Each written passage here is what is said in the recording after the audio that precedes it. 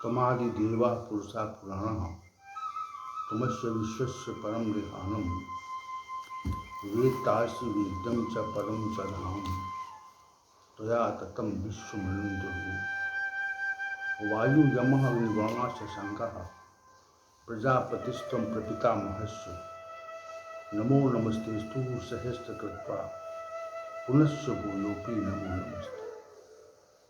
आज हम भगवद गीता के प्रथम अध्याय के श्लोक संख्या 40 और 41 पर विचार करेंगे। अर्जुन ने कहा, कुलक्षय प्रणश्यन्ति कुल धर्मा सनातनः धर्मे नस्ते कुलम कृतस्तम अधर्मः अभिभवत् कुतः। अधर्माभिवाद का समय प्रश्यन्ति कुल स्त्रियः दुष्टासु वार्ष्णे जायते वर्ण संकरा। हे कृष्ण, कुल का क्षय अर्थात विनाश हो जाने पर सनातन कुल धर्म नष्ट हो जाते हैं और कुल धर्म के विनिष्ट होने पर समस्त कुल में अधर्म बहुत बढ़ जाता है।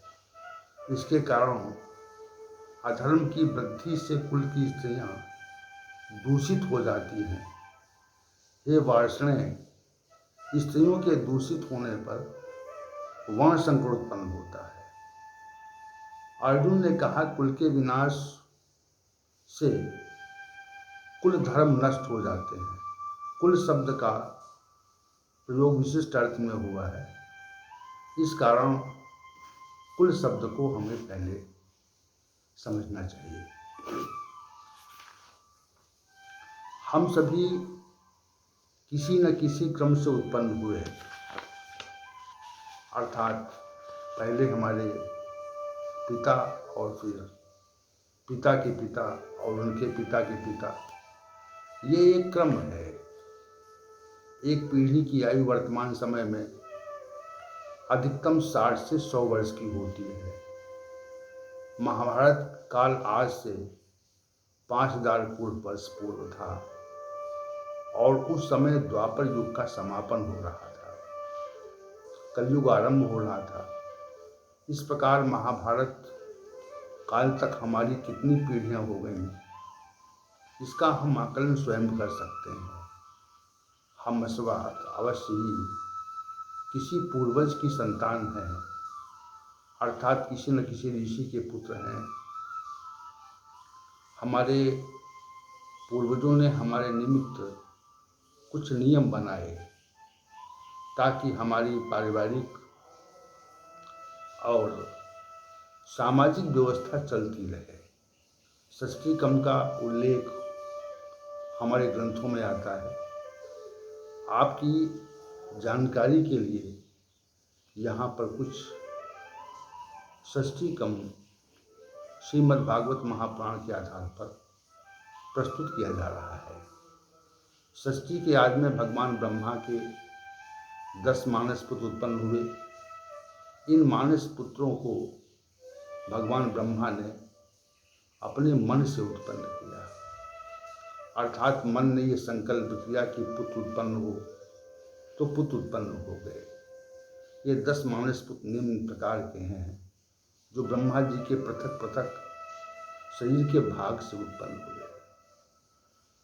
मरीचि ब्रह्मा जी के मन से उत्पन्न हुए, अत्रि ब्रह्मा जी के नेत्रों से उत्पन्न हुए, अत्रेय ब्रह्मा जी के मुख से उत्पन्न हुए, पुलस्त ब्रह्मा जी के कान से उत्पन्न हुए, पुलय ब्रह्मा जी की नाभि से उत्पन्न हुए, क्रतु ब्रह्मा जी के हाथ से उत्पन्न हुए, भृगु ब्रह्मा जी की त्वचा से उत्पन्न हुए, वशिष्ठ ब्रह्मा जी के प्राण से उत्पन्न हुए, दक्ष प्रजापति ब्रह्मा जी के अंगूठे से उत्पन्न हुए, नारद ब्रह्मा जी की गोद से उत्पन्न हुए।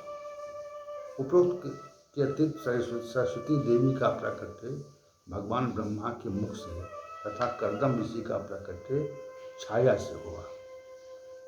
स्वयंभू मनु तथा महारानी शतरूपा के 2 पुत्र और 3 कन्याएं हुई। इन कन्याओं का नाम आहुति, देवहूति और प्रसूति था। पुत्रों के नाम प्रियव्रत और उत्तानपाद थे। आहुति का विवाह रुचि प्रजापति से हुआ। इनसे यज्ञ स्वरूप भगवान विष्णु, लक्ष्मी रूपा दक्षिणा की उत्पत्ति हुई।